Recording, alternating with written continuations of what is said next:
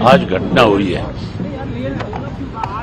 जिस ढंग से चौधरी नफे सिंह राठी को शरेआम गोलियां मार करके आज मार दिया गया, इसके लिए पूर्ण रूप से जो है प्रदेश की सरकार जिम्मेवार है।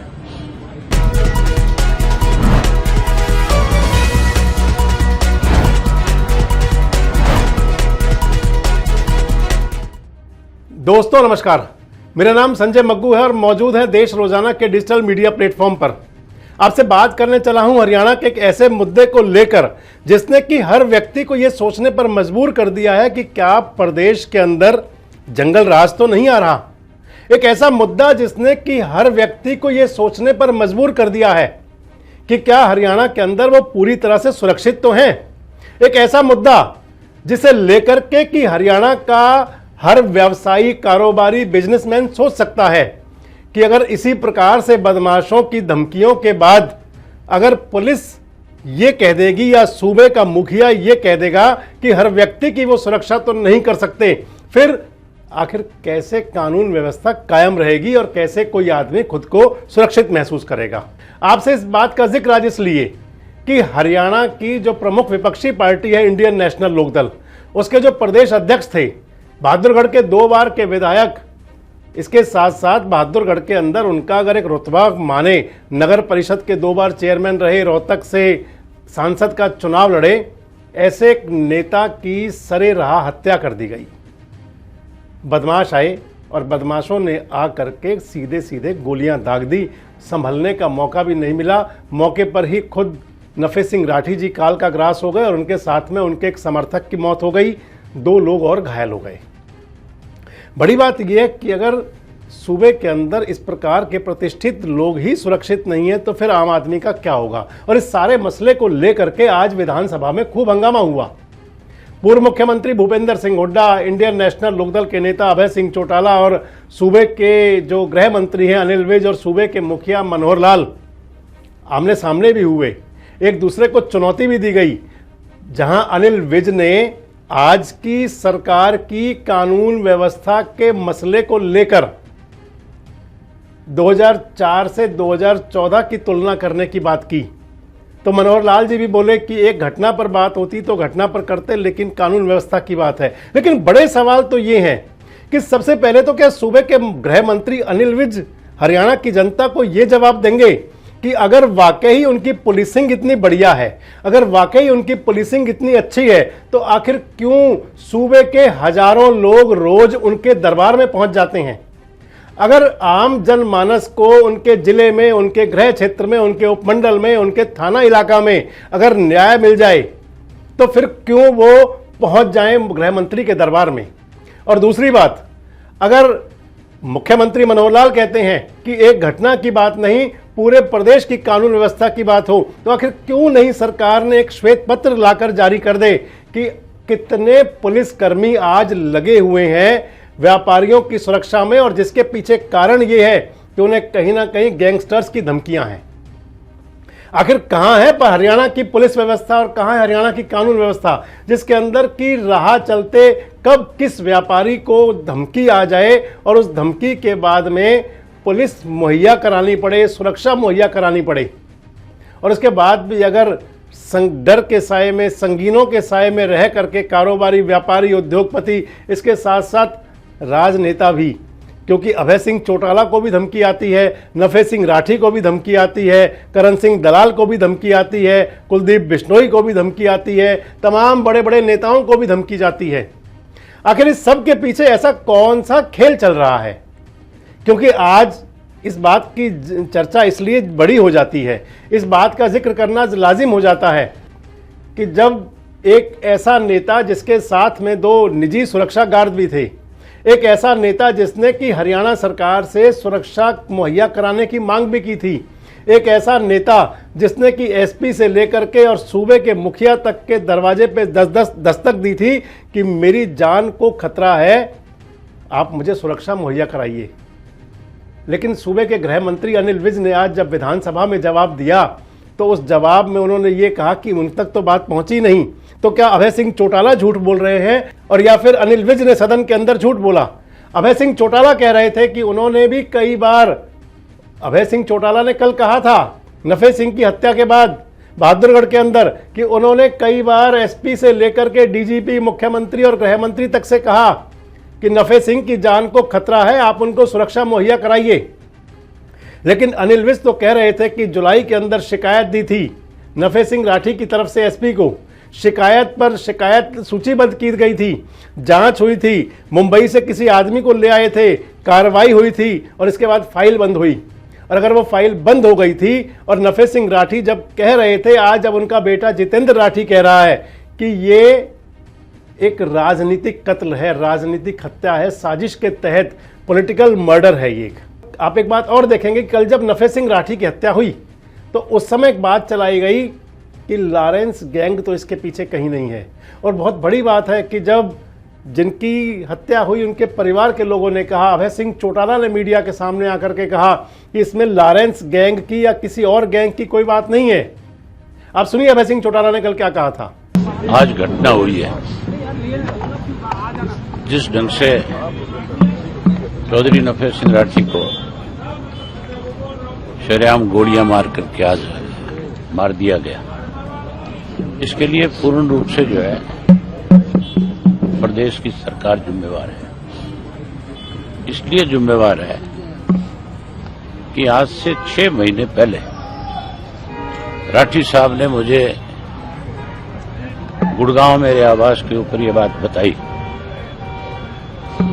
कि मुझे पुलिस के लोगों ने ही इस बात की इत्तला दी है कि आपकी जान को खतरा है, आप पे कभी भी कोई भी अटैक हो सकता है। मैंने तुरंत एसपी जो झज्जर है उससे फोन पे बात करी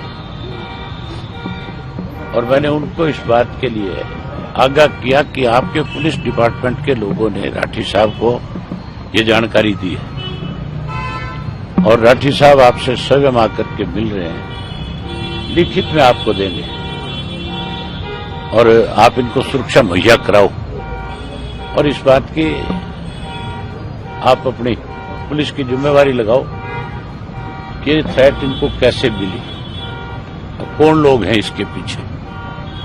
जहां उन्होंने एसपी को लिखित रूप में दिया, वहीं होम मिनिस्टर को भी, चीफ मिनिस्टर को भी, आपके डीजी को भी और उसके इलावा जो सीआईडी का चीफ है उसको भी, होम सेक्रेटरी को भी, इनको भी लिखित रूप में दिया कि मुझे सुरक्षा मुहैया कराई जाए, मेरी जान को खतरा है।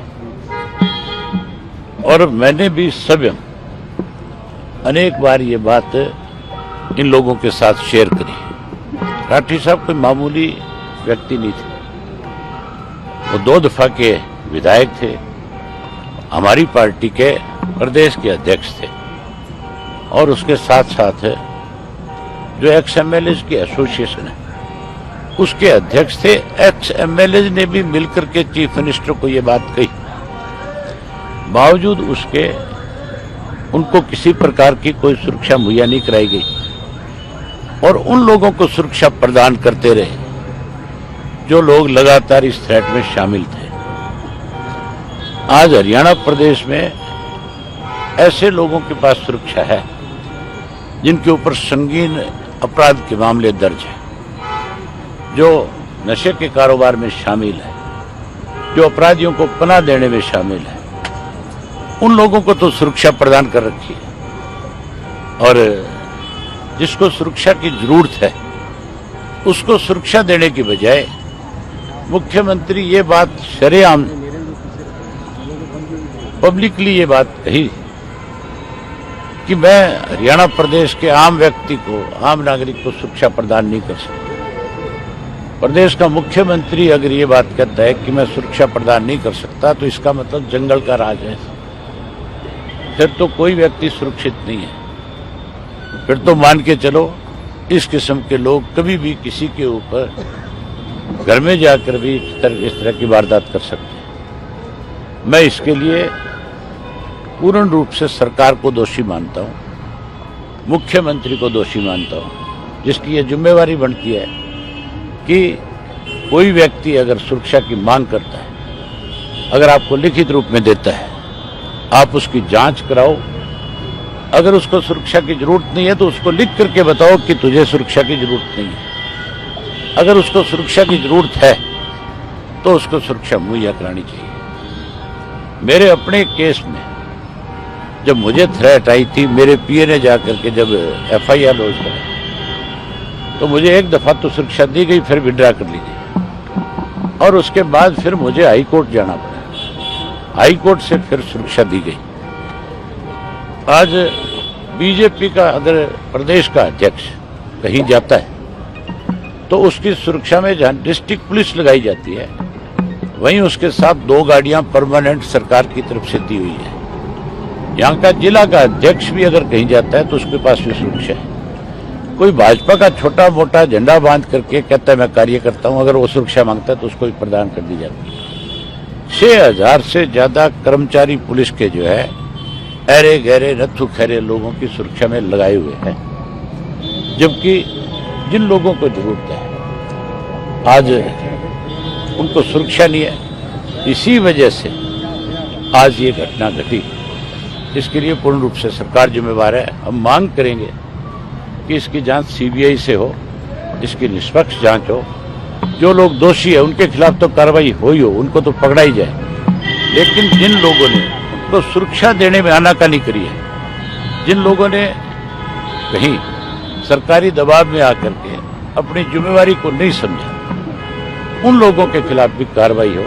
मुझे अभी जानकारी मिली है कि इस मामले को GRP के हवाले करना चाहते हैं। ये कोई रेल का एक्सीडेंट थोड़ा ही है, ये बाकायदा तौर पे हमला हुआ है और हमला करके मारा गया है। ये डिस्ट्रिक्ट पुलिस की जिम्मेवारी है, ये बहादुरगढ़ पुलिस की जिम्मेवारी है। ये मामला इन्हीं के पास रहना चाहिए। किसी और एजेंसी को देख करके, रेलवे को देख करके अगर ये अपने आप को बचाने की कोशिश करते हैं तो हम आज तो आपके माध्यम से सरकार को आगाह करें। इंडियन नेशनल लोकदल मामले पार्टी जो है इस मामले में चुप बैठने वाली नहीं है।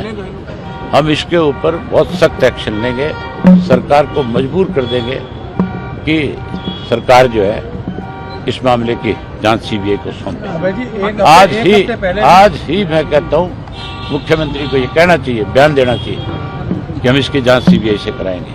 अगर कोई आनाकानी करेगा तो फिर हम सख्त एक्शन। अन्य घायलों की हालत कैसी है सर? मैं अन्य घायलों से मिल नहीं पाया, यही है बाकी लोग। वो ठीक है, वो अभी खतरे से बाहर है। एक जो उनके साथ साथी था वो एक्सपायर हो गया और बाकी अब बिल्कुल ठीक है। किसी शूटर्स ने या किसी गैंग ने जिम्मेवारी ली है अभी तक कोई? ये मैंने अभी रास्ते में पढ़ा कि इसके पीछे भी ये कह करके सरकार जो है अपने आप को बचाना चाहती है कि ये लॉरेंस गैंग का काम है। लॉरेंस गैंग का मैं तब मान सकता था कि उसकी तरफ से कोई थ्रेट आई होती, कोई कभी फोन आया होता, कोई फिरौती की मांग की होती। कभी भी इस तरह की कोई उनकी तरफ से डिमांड नहीं की गई। अगर सरकार कहती है कि लॉरेंस गैंग का काम है तो फिर सरकार ने सुरक्षा मुहैया क्यों नहीं कराई? फिर सरकार की जिम्मेवारी बनती थी कि नहीं बनती थी? फिर सुरक्षा देनी चाहिए थी। हैरानी की बात है तब सुरक्षा नहीं दी और अब मेरी ख्याल इतनी पुलिस फोर्स खड़ी कर देंगे कि जैसे पता नहीं सरकार कितनी बड़ी जिम्मेवारी अब ये ले रही है कि आगे से ऐसा नहीं होना चाहिए। सरकार लगे, मैं मानता हूं कि इसमें पूर्ण रूप से सरकार सर, जिम्मेदार एक मामले में जो है नफे सिंह जी का नाम आया था, क्या लगता है कि उस मामले से कोई तार जुड़े हो सकती है? अगर है तो सरकार का काम है। जब उन्होंने लिख करके दिया SP को, जब वो SP से मिले, जब वो IG आपका एडिशनल DG जो CID है उससे मिले, क्या उनकी जिम्मेवारी रिस्पॉन्सिबिलिटी नहीं थी कि वो इस बात की जांच करते हैं, इस बात का पता लगाते हैं? SP ने उनको ये कहा। अब तो SP हो सकता है क्या बयान दे तुम्हारे सामने, क्या कहे मुझे नहीं पता, लेकिन SP ने ये कहा कि जी मैंने तो ऊपर लिख करके भेज दिया। उसकी जानकारी में थी ये बात कि इनकी जान को खतरा है। यहाँ की डिस्ट्रिक्ट, यहाँ जो बहादुरगढ़ की पुलिस है, चाहे वो DSP है यहाँ का, चाहे वो यहाँ के SHO हैं, उन सब की जानकारी में ये बात थी कि नफे सिंह की लाठी की जान को खतरा है। जब इनको पता था तो फिर इन्होंने अपनी जिम्मेवारी क्यों नहीं निभाई। पोस्टमार्टम अब सुबह है कि एक हफ्ते पहले भी बताते हैं कि जिला पुलिस से संपर्क किया गया था सिक्योरिटी लेने के लिए। बारी बारी ये बात दोहराई गई, बारी बारी कहा गया, लेकिन मान के चलो जब दाल काली होगी, जब नीयत में खोट होगा, अगर मुख्यमंत्री अगर इस मामले को सीरियसली ले लेता, अगर आईजी सीआईडी इसको सीरियसली लेता, तो आज ये वारदात नहीं होती। और ये मान के चलो, ये सरकार की ही जिम्मेवारी बनती है कि आम नागरिक की सुरक्षा करे, और नफे सिंह राठी आम नागरिक नहीं था, ये पता है सब। और आप ये सुनिए कि आज नफे सिंह राठी के बेटे जितेंद्र राठी क्या कह रहे हैं जब उन्होंने एफआईआर कराई है। मेरे पापा की हत्या के बाद डेड बॉडी मोर्चरी में शिफ्ट करवा दी गई थी रात को 3-3:30 बजे के बाद। एफआईआर दर्ज हुई है रात को करीब 4 बजे। एफआईआर में जो नाम है और जो आरोपीगण जिन्होंने हत्या करी है, जब तक पुलिस प्रशासन उन्हें अरेस्ट नहीं करेगा, हम अपने पिताजी का अंतिम संस्कार नहीं करेंगे। ना तो मेरे परिवार की सुरक्षा के लिए एसपी साहब ने कोई, आप देखिए कोई आपको सुरक्षा का गार्ड भी यहाँ दिखता हो तो शायद ये इंतजार कर रहा है कि हमारे भाइयों में से भी या हमारे परिवार में से भी कोई और मौत के घाट उतार दिया जाए। तो जब तक प्रशासन इनको अरेस्ट नहीं करता और हमारे परिवार की सुरक्षा नहीं करता, हम अंतिम संस्कार नहीं करेंगे। यहीं के लोकल पॉलिटिशियंस का और भाजपा नेताओं का हाथ मानता हूँ, बाहर के गैंग का इसमें कोई लेना देना नहीं लगता मुझे। और जो जिस पे हमें शक है वो एफआईआर में उनके नाम है। और अगर वाकई ये राजनीतिक हत्या है, अगर ये सोची समझी साजिश का परिणाम है, विवाद होते होंगे। मैं एक सोशल मीडिया पर एक पोस्ट देख रहा था जिसके अंदर आ रहा था कि बहादुरगढ़ में आखिर किस प्रकार बदले की भावना से ये हत्या जो की गई नफे सिंह राठी की। आपको पार्श्व में ले जाना जरूरी है, आपको बताना जरूरी है। और मैंने कल भी आपको अपने एक वीडियो में बताया था कि जो एक बहादुरगढ़ के एक और नेता है, हरियाणा के ही मांगेराम, उनके सुपुत्र जगदीश नंबरदार का सुसाइड हुआ था। और जगदीश नंबरदार के सुसाइड के केस में हाईकोर्ट में मामला गया था। नफे सिंह राठी को वहां से जमानत मिली थी। उस मामले में जगदीश नंबरदार के भाई अभी हाल तक भी कह रहे थे कि उनकी जमानत कैंसिल की जाए। और अब जब एफआईआर कराई है नफे सिंह राठी के बेटे जितेंद्र राठी ने, तो फिर जगदीश नंबरदार के परिवार के लोग भी उसमें नामजद हुए हैं। इसलिए माना जा सकता है कि बदले की भावना की कार्रवाई से मौत हुई। लेकिन सबसे बड़ी बात यह कि आखिर इतना किसी व्यक्ति में साहस कैसे आ जाए? क्या उनको पॉलिटिकल सपोर्ट है? क्योंकि उसके अंदर एक पूर्व विधायक का नाम भी है, बहादुरगढ़ के भारतीय जनता पार्टी के पूर्व विधायक का नाम भी उसमें लिखा गया है एफआईआर के अंदर। और बस तभी से ही चर्चा है। इस समय पूरे गुस्से में सदन भी आज भी था। भले ही मुख्यमंत्री मनोहर लाल और गृह मंत्री अनिल विज कोशिश कर रहे थे, लेकिन जो गुस्सा दिख रहा था, पूर्व मुख्यमंत्री भूपेंद्र सिंह हुड्डा ने विधानसभा में कहा कि हरियाणा को आपने बिहार और यूपी बना दिया है। वैसे आपको क्या लगता है कि क्या जो इसके अंदर सीबीआई जांच की सिफारिश की गई है, कितनी जल्दी इसकी सीबीआई जांच होनी चाहिए? और क्या आपको लगता है कि सीबीआई की जांच ही उचित है? क्योंकि हरियाणा पुलिस की अगर देखें तो वो उनको जीते जी सुरक्षा मुहैया करा नहीं पाई थी। और आपको क्या लगता है कि क्या हरियाणा के अंदर वाकई कानून व्यवस्था की स्थिति सिफर हो गई है? कमेंट्स बॉक्स में आकर अपनी प्रतिक्रिया जरूर दें और इस प्रकार के वीडियोस अपडेट्स के लिए हमारे साथ जुड़े रहें, देखते रहें देश रोजाना। हमारे साथ जुड़े रहने के लिए देखते रहिए देश रोजाना का यूट्यूब चैनल सब्सक्राइब कीजिए। साथ ही देश रोजाना की खबरें सबसे पहले देखने के लिए प्रेस कीजिए बेल आइकन।